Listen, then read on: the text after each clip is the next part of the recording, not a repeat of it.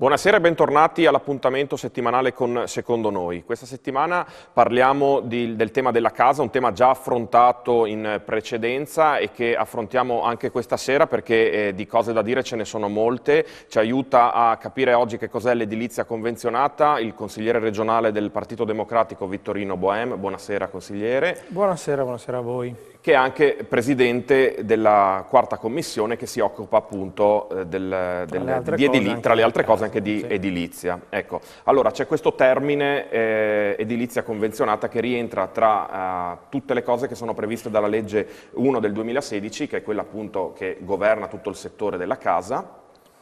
E la prima domanda che sorge è, ci aiuti a capire, a sciogliere questo enigma, se vogliamo definirlo tale. La parola convenzionata già aiuta a capire che c'è una convenzione di mezzo. Questo ci aiuta magari anche a mettere alcuni tasselli un po' per capire i vari strumenti. Allora, quando abbiamo una condizione economica molto contenuta, in genere noi andiamo in quella che è definita popolarmente la casa popolare. Ecco, questa è l'edilizia che ha una sovvenzione.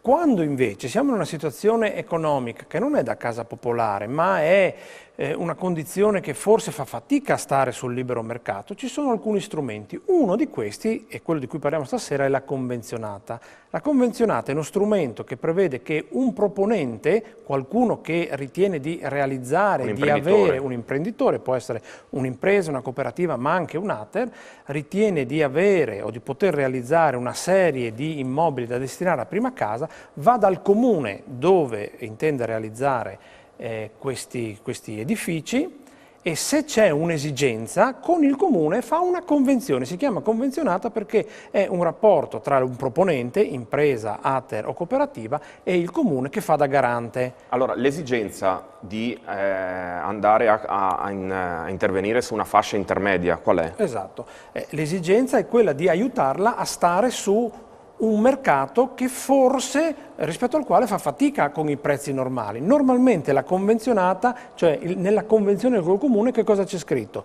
C'è scritto io impresa faccio degli immobili e garantisco in convenzione a te comune che terrò un prezzo di affitto o di vendita che determiniamo assieme e che sono più bassi di quello del libero mercato, cioè di quello che io, normale cittadino, troverei andando a prendere sul libero mercato. Quindi la convenzione, scusi, è fra un ente, l'ente comune e chi costruisce e il cittadino ne beneficia di conseguenza. E adesso arriviamo al cittadino. Fatta questa convenzione con queste caratteristiche, in genere anche il comune ci mette del proprio, per esempio abbassa gli oneri di urbanizzazione. Quindi anche l'impresa che costruisce o l'ATER che costruisce o la cooperativa che costruisce ha un qualche beneficio e si impegna a trasferirlo ai cittadini. A quali cittadini? A coloro che hanno certe condizioni. La condizione principale è avere una situazione ISEE, cioè questo strumento di misurazione della situazione economica equivalente, che sta fra i 14.000 euro e i 40.000 euro. Quindi i cittadini che hanno quella condizione lì possono candidarsi a ottenere un immobile che sta in una convenzionata nel proprio comune. Dai 14 ai 40 perché sotto i 14 c'era invece Perché c'è l'altro strumento, quando una situazione economica particolarmente compromessa, diciamo così, c'è l'ATER intesa come casa popolare.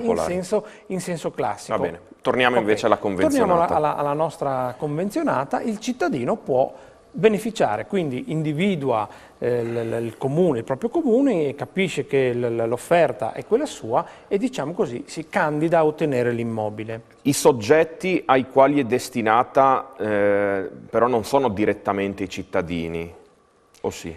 No, allora i soggetti a cui la convenzione è fra l'impresa e il comune.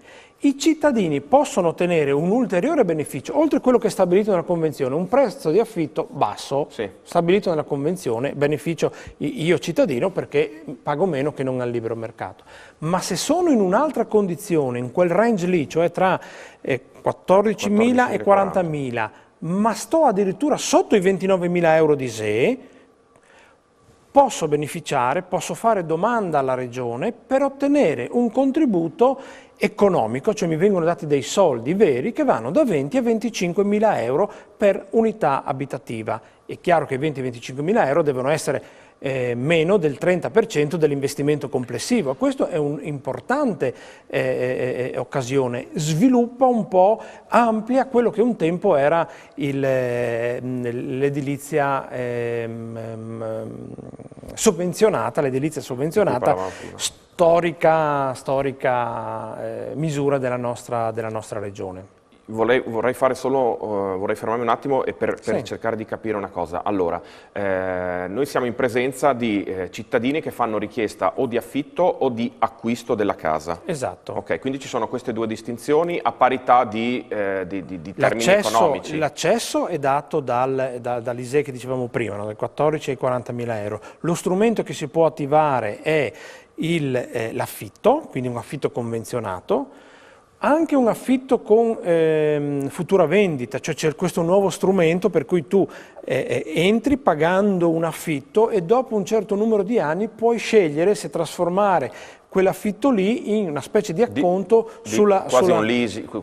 Sì, potremmo semplificare così, insomma, no? Per una futura, oppure l'acquisto puro. Ecco, una cosa importante da dire è che lo strumento della convenzionata può essere attivato dalle imprese e dalle cooperative sia per recupero di immobili esistenti, anche per la realizzazione di nuovi immobili, di nuovi complessi, che chiaramente devono stare però nella pianificazione del comune e nelle esigenze del comune. E non parliamo del cittadino che vuole costruire la casa singola.